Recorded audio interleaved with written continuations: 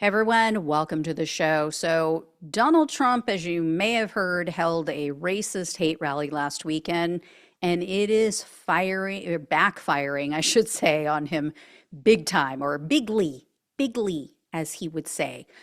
So, by now, I'm sure you guys have all heard about the racist jokes, the anti-Semitic tropes, the white nationalist comments that were made at this Trump rally. This was in New York. If you hadn't heard, it was at Madison Square Garden. Huge arena, massive crowd in there. If you have not heard it, I want to share a quick recap with you. But as you watch this, keep in mind, these are the jokes and the comments that were pre-approved. These were approved in advance by the Trump campaign, and there were others that were rejected, which I'll explain after you guys watch this. So check this out. Believe it or not, people, I welcome migrants to the United States of America with open arms. And by open arms, I mean like this.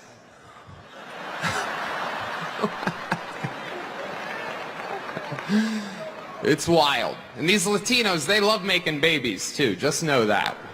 They do. They do. There's no pulling out. They don't do that. They come inside, just like they did to our country.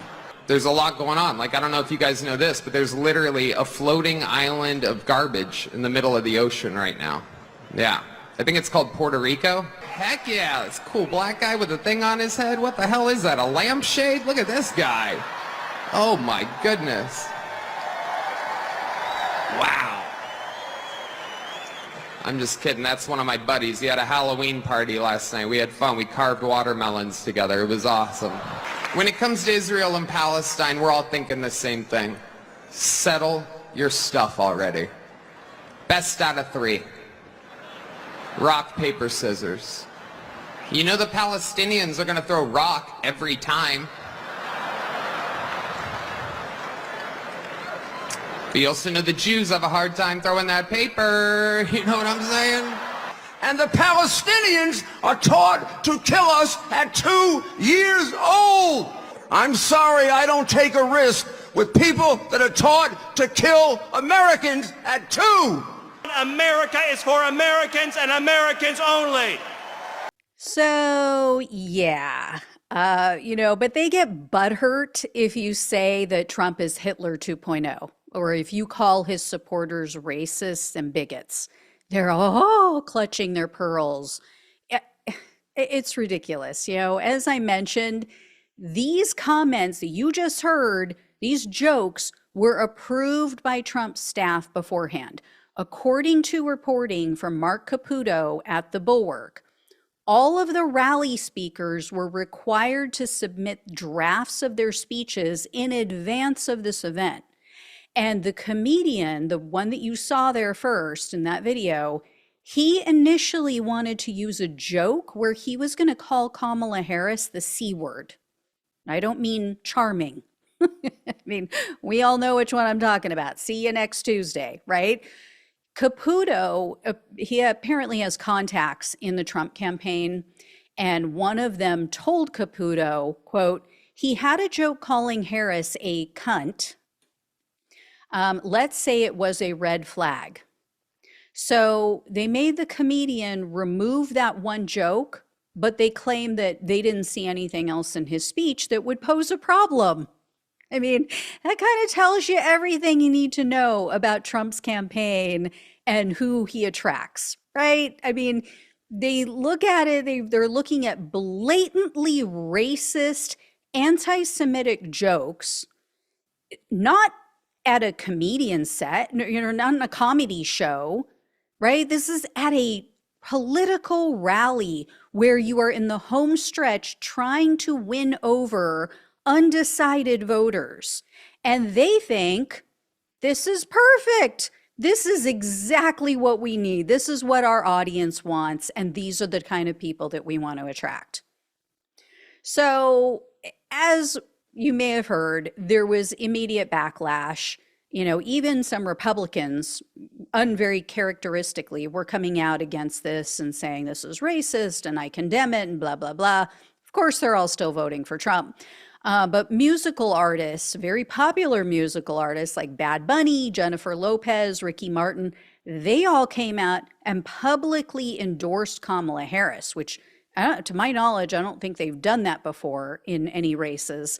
And they have a collective, like hundreds of millions of followers on Instagram. So voters are now pissed and they're taking action and they're trying to get out the vote against Trump. So Politico reported on Monday, quote, a nonpartisan Puerto Rican group drafted a letter urging its members to oppose Trump on Election Day. Other Puerto Rican voters were lighting up WhatsApp chats with reactions to the vulgar display and raising it in morning conversations at their bodegas. Some are planning to protest Trump's rally Tuesday in Allentown, a majority Latino city with one of the largest Puerto Rican populations in the state. So, yeah, people are pissed. He did have his rally today. I think it's over at this point. I'm not sure what time it was going to be, but anyway. And here's the thing. There are almost 500,000 Puerto Rican voters or people who live in the state of Pennsylvania, the must-win state of Pennsylvania. Many of them live in Allentown, where he was going to be close by speaking. And Politico went and they spoke with the Democratic Party precinct captain. This is a guy in Allentown. And he said, quote, it's spreading like wildfire through the community. It's not the smartest thing to do to insult people, a large group of voters here in a swing state, and then go to their home asking for votes. You think? And then Politico also spoke with a Puerto Rican radio host who lives in Pennsylvania. It's a man named Victor Martinez. He said that Trump's racist rally was, quote, like a gift from the gods, and, quote, for Puerto Ricans, this is our October surprise. This is a gift with a bow from the Trump campaign. This is what we needed to energize the Puerto Rican community, remind the Puerto Rican community of who he is. Martinez also said that prior to the rally, a lot of Puerto Rican voters were just really not that enthused. They weren't excited about either candidate. They were considering sitting out the election. But he said that, quote, if we weren't engaged before, we're all paying attention now. And he told Politico that his radio phone lines completely were off the hook. They were lighting up on Monday morning like crazy. People were pissed. So he cited one caller who said that they weren't excited about either candidate prior to Trump's rally. And then the caller said that, you know, I'm voting for Kamala Harris. So this made up my mind, basically. And Martinez said, basically, he heard that over and over again on his show. That was just a theme of the majority of the calls. There was also a woman who called in who was a Trump supporter. This woman was going to vote for Trump prior to the rally. Now she's out telling people, she's telling everyone, don't vote for him.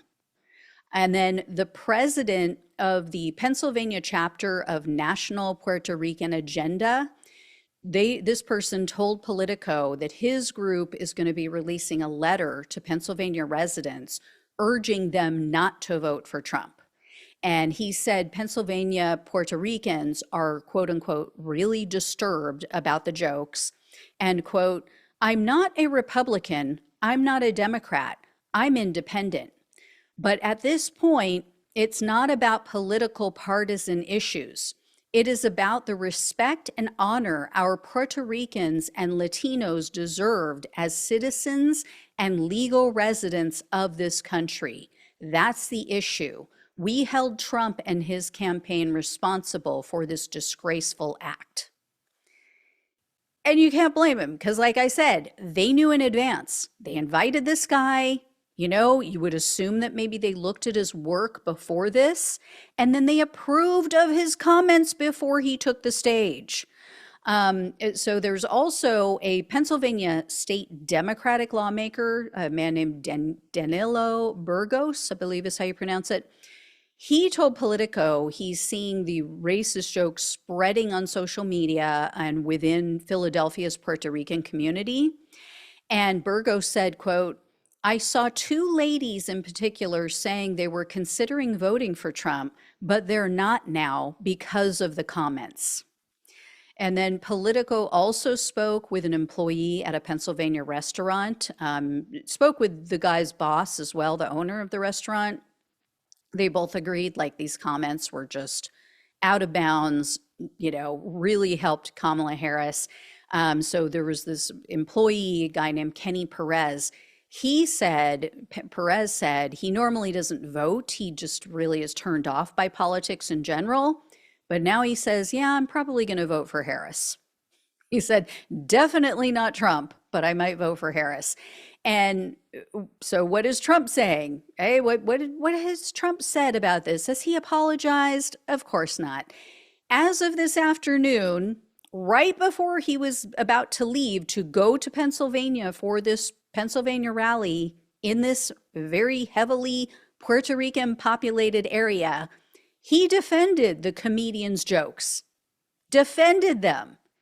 And then his running mate, J.D. Vance, Mr. Animatronic, someday I'll be a real boy, that guy, Vance, he's been out defending these racist remarks since Sunday. He has said in interviews, oh, everybody just needs to get over this. Everybody's so sensitive, people can't take a joke anymore.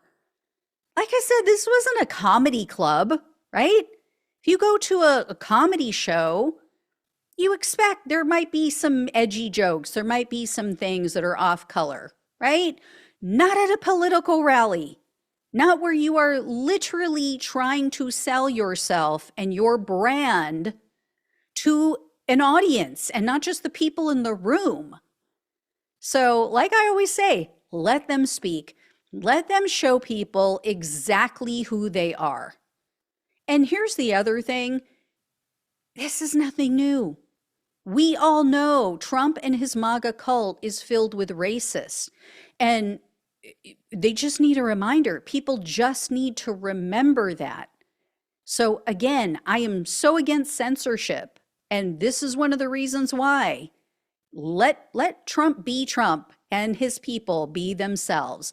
And for the people out there who say, oh, well, I support Trump, but I'm not a racist. Really? Then why are you okay with the racism?